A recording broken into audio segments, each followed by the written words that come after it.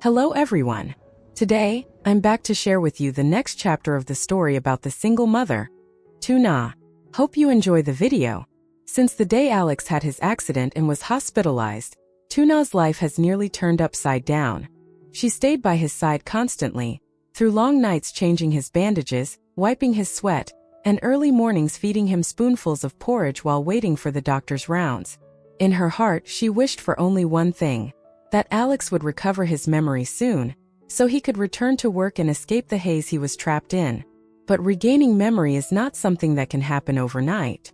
More than a week passed, yet the progress remained slow. Although Alex was conscious, he continued to confuse past and present.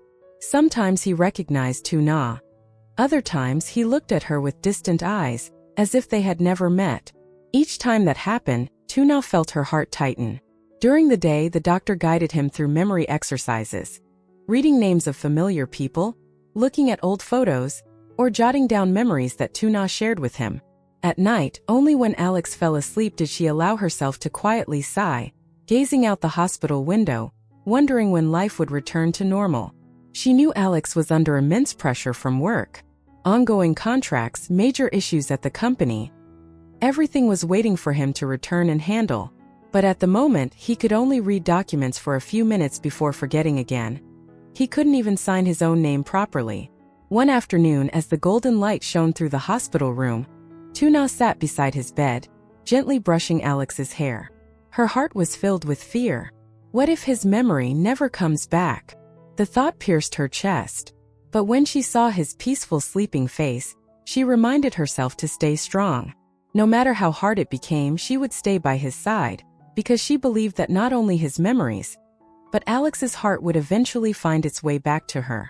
And deep inside, Tuna realized what she feared most wasn't his delayed work, but that one day he might wake up and no longer remember the love they shared. One morning, gentle sunlight filtered through the window. Alex opened his eyes to see Tuna sleeping beside him, her hand still holding his. She must have stayed awake all night. Her hair fell across her tired yet tender face. He blinked slowly as faint memories flashed through his mind. A smile, the scent of soil in a garden, children's laughter, and the face of the woman before him. He raised his hand and lightly touched her hair. Nah. Her name slipped out softly, emerging from the fog of his mind. Startled, Tuna woke up. When she heard him call her name, her eyes widened. You remember me? Alex looked at her for a long moment. Though his memory still held many voids, there was one thing he was sure of. Her presence brought him peace. I'm not sure, but when I look at you, you feel familiar. His voice was soft, tinged with confusion. Her eyes stung with emotion. She forced a smile. That's good. We can take it slow and remember everything bit by bit. In the days that followed, Alex began to recover more steadily. The doctor instructed him to watch videos and look through photos that Tuna had kept. There were clips of them cooking together, of him carrying her across a stream, of their little family eating dinner by the porch. Each time he watched with deep focus, and occasionally, his eyes drifted far away, as if reaching for the past. One afternoon, while they strolled through the hospital garden, a breeze carried the scent of milkwood flowers. Suddenly, Alex stopped. He looked around, the yard, the flower beds, the stone benches, then whispered, We once went on a date somewhere with this scent, didn't we? Tuna froze. It was a memory he had never seen in videos nor photos, something only the two of them knew. The first time Alex confessed his love beneath a milkwood tree on a cool evening. Her voice trembled. Yes, that's right. Near my house. I remember it.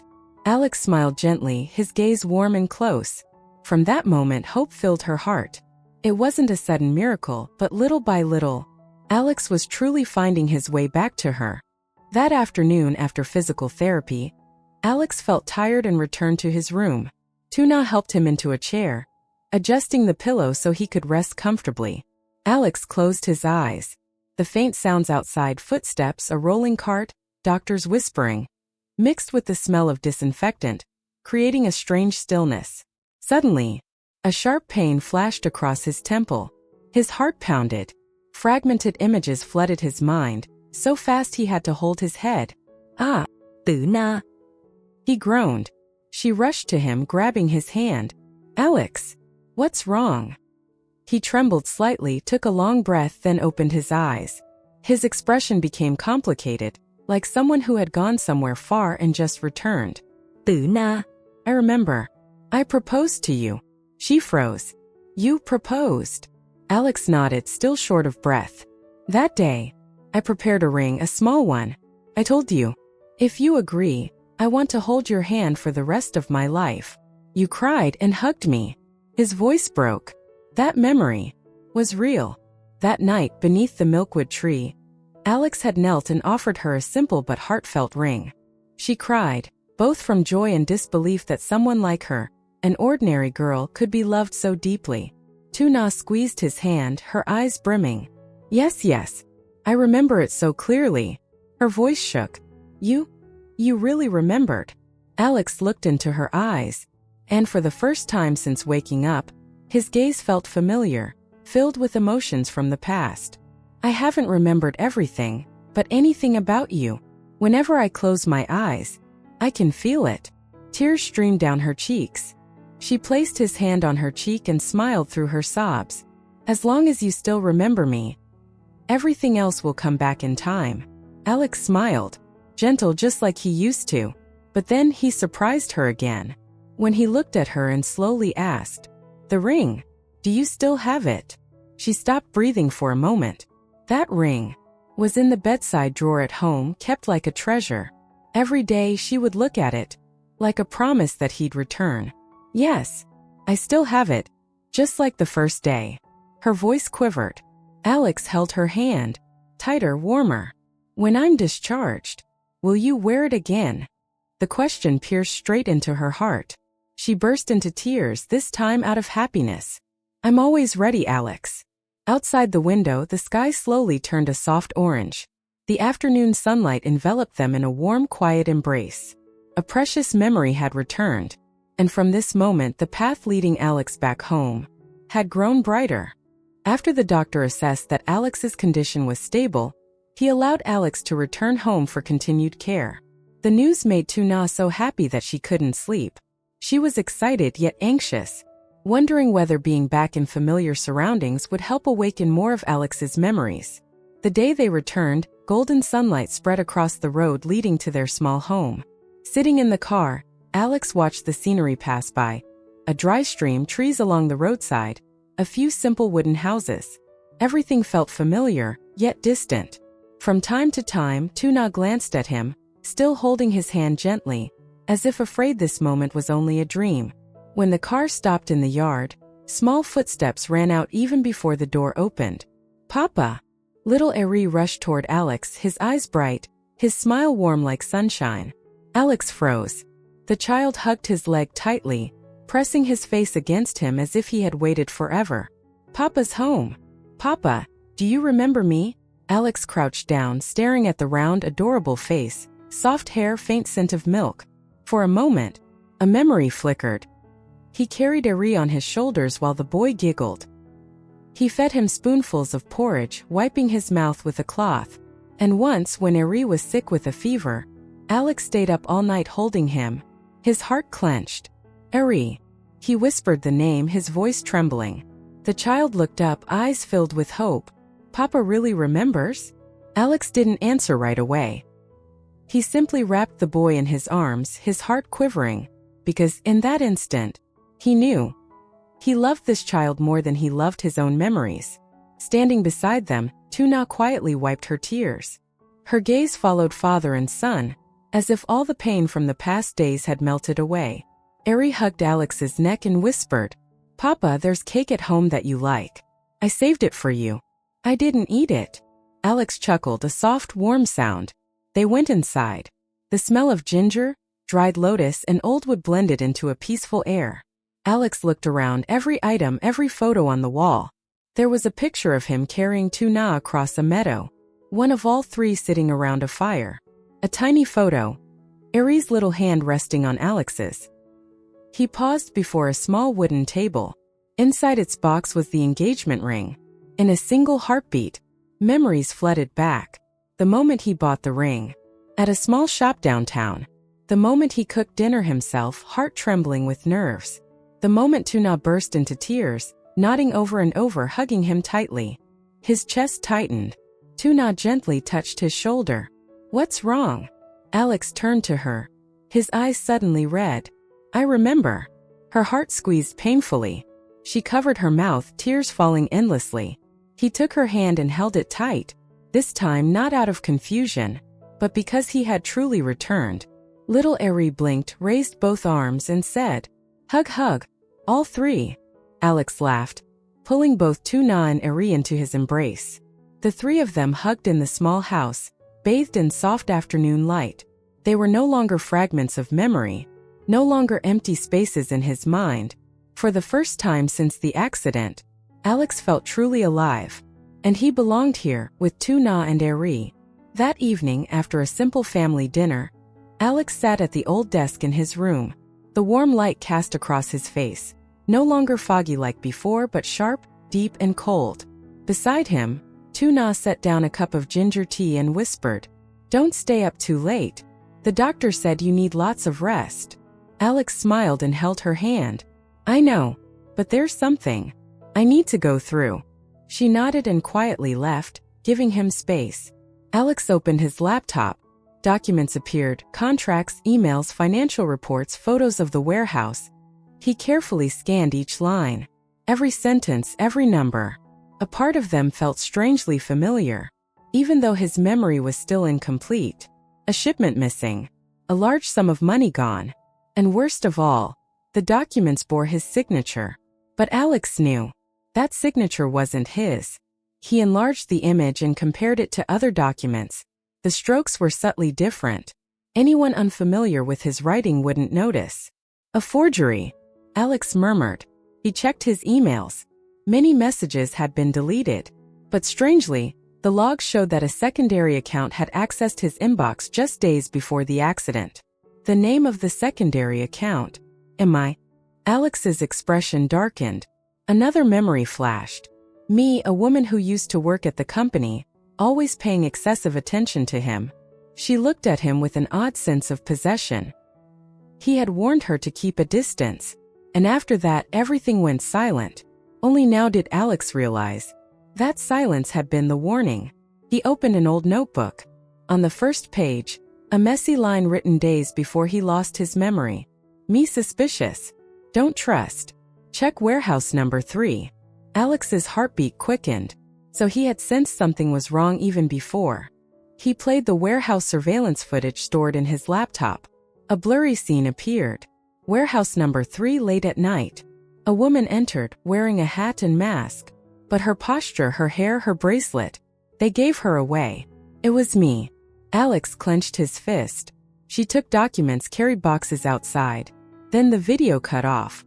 Someone had deleted the rest. He gritted his teeth. She used admin privileges to cover it up. Just then a light knock came. Tuna entered and, seeing his serious expression, asked anxiously, "Is something wrong?" Alex looked up, his eyes calm yet cold. "I know who tried to harm me." Tuna froze. Alex took her hand and said firmly, "I have to keep investigating. I can't let my company or my family be threatened." Tuna gazed into his eyes. She understood. The man before her wasn't just her Alex or Eri's father. He was also a strong leader, who wouldn't back down from any conspiracy. She nodded softly. "I'll stay with you." Alex squeezed her hand gently. His eyes were resolute. In the quiet night, the desk lamp reflected off his determined face. More files were opened. More names, more figures appeared. And the deeper he dug, the clearer it became that the accident was no coincidence. It was late at night. Tuna and little Eri were fast asleep.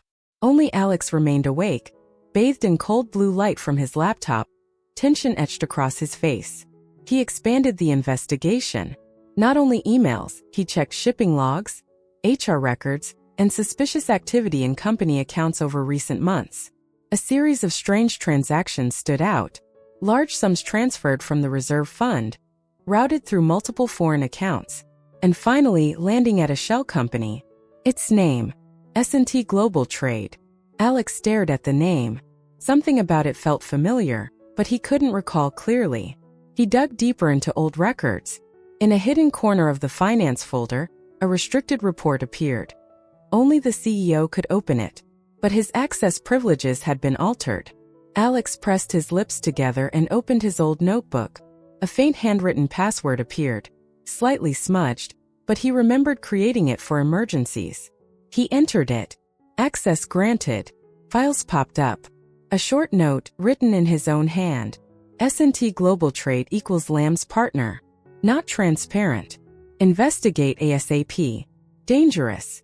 The name Lamb chilled him. Who was Lamb? He flipped more pages. Another rushed note. Lamb equals new stakeholder. Suspicious connection with me. Alex remembered now. Lamb was a new investor who appeared months before the incident. Polite, refined, but the way he quietly acquired shares had once troubled Alex. So that's it. He whispered. Me wasn't acting alone. Someone was backing her. And that someone had real influence. He checked the surveillance video again. Before the signal cut, there was another figure in the shadows. Tall, hands in pockets, watching me move the cargo. Below the video, a code appeared. Idle 05. Alex stiffened. That access level was only granted to upper management. The registry listed. L-05 égale Lamb. Alex inhaled sharply, his fingers trembling. Everything aligned. Me was merely a pawn. The real mastermind. Was Lamb a shareholder? Just then a system warning flashed. Unauthorized access detected. Admin monitoring. Alex froze. Someone was trying to infiltrate his device. Files began disappearing before his eyes. No! He swiftly transferred the critical data to a USB drive before the system locked up. Seconds later, the screen went black. Control had been seized. Alex gripped the USB tightly. He stood, glancing out the window. The night was eerily silent. He knew. This battle was no longer confined to the company. And the one behind everything had realized Alex was remembering.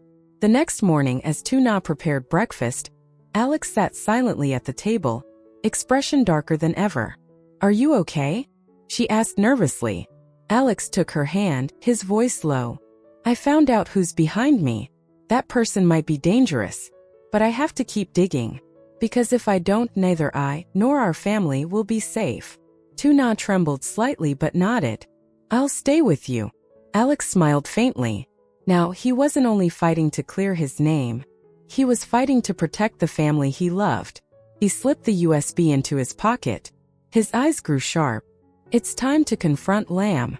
That afternoon, while Tuna was cooking in the kitchen and little Eri was playing in the yard, Alex sat on a wooden chair in the living room, reviewing a few files backed up on the USB. The wind rustled through the trees outside, giving a sense of peace. But inside Alex, it was the opposite. The front gate suddenly let out a very soft creak. Alex looked up. A figure stood outside. A long coat, loose hair, cold black eyes. Me. She stepped into the yard. Her heels clicking softly against the ground, tap tap. The sound made the whole space feel heavy. Alex stood, his gaze ice cold. What are you doing here? Me smiled. A smile with no warmth at all. You still remember me, Alex? Good. Alex blocked the doorway, not letting her in. I'll ask again. What are you doing here? Me glanced around the yard. The place she had visited many times when they worked together. Her eyes held a hint of nostalgia and poison. I came to negotiate. Alex frowned. I have nothing to negotiate with you. Me laughed out loud, her eyes glittering with malice. Don't be so quick to say that. I know you've looked through the system data. Alex didn't answer, but his gaze sharpened. That was enough for me to realize. He'd found what he wasn't supposed to find. She took another step, lowering her voice. You're smart, so you must have guessed who's behind all this. Alex didn't blink. Me paused half a second, just a beat, and her eyes darkened. He's only trying to protect the company. And you're the one in the way. Alex clenched his fist. Protect it or take it? Me curled her lips as if the question were a joke. To those with enough power, they're the same. The air tightened like a drawn string. In the kitchen, Tuna caught the sound of voices, glanced out, and froze when she saw me. She set the knife down and stepped out, eyes wary. What are you doing here? Me looked Tuna up and down with a disdainful gaze. I have business with Alex. It doesn't concern you. Tuna stood beside Alex, not backing down. He has nothing to say to you. Me raised an eyebrow, smiling coldly. Confident, aren't we? But there are things you've never known about this man. Alex squeezed Tuna's hand and stepped in front of her, his eyes sharp as a blade. Don't try to provoke us. If you have something to say, say it. Me narrowed her eyes. I'll give you a chance to back off. Alex let out a quiet, scornful laugh. Back off? Yes. Me spoke, each word like a venomous snake slithering out. Drop the investigation. Leave the company. Give up everything. And live peacefully with your family. Tuna flinched. Alex stared at me. And if I refuse? Me's smile vanished. No more gentleness. Only an icy abyss. Then you, your wife, and your child will never know peace again. The air froze. Tuna turned pale. Alex stepped back slightly, placing her behind him. Touch them and see what happens. His voice was low, cold, authoritative. Me smirked. Don't force me to do what I don't want to, Alex. I still have feelings for you. I don't want this to go too far. Alex met her eyes, each word firm as stone. You've never loved anyone but yourself. And don't ever think you can threaten my family. Me fell silent for a few seconds, then let out a mocking laugh. Fine. I'll let you think it over. But time is running out. She turned and walked toward the gate, her voice drifting back. If you choose wrong, don't regret it. The gate clicked shut, and silence returned. Tuna threw her arms around Alex, her hands ice cold. Alex, what do you think they'll do? Alex stroked her back gently, eyes fixed on the gate where Me had disappeared. In the fading light, his face hardened like steel. They've struck once, and they'll keep going. He squeezed Tuna's hand. But I'll protect you and our child at any cost. Inside him, a new resolve surged. This time, it wasn't just about taking back the company. It was about keeping safe the ones he loved more than anything. And he knew. The real battle had just begun. Hello mọi người, rất vui được gặp lại mọi người trong video của mình. Video hôm nay kể về câu chuyện của người mẹ đơn thân Lytulinda và những khó khăn của Alex sau khi bị Mi hãm hại. Thì sau tập này, Alex đã khỏe lại và điều tra người âm mưu phía sau là Mi. Nhưng Mi cũng không hẳn là kẻ đứng đầu mà chỉ bị lợi dụng. Liệu tiếp theo Alex sẽ phải làm gì để tìm ra kẻ đứng phía sau? Mời mọi người đón xem ở video tiếp theo nha. Cảm ơn mọi người đã ủng hộ những video của mình trong suốt thời gian qua. Hy vọng rằng những video của mình sẽ mang đến niềm vui cho mọi người và được sự ủng hộ của mọi người trong thời gian sắp tới. Cảm ơn mọi người đã xem hết video hôm nay của mình. Hẹn mọi người ở video lần sau nha. Xin chào và hẹn gặp lại mọi người.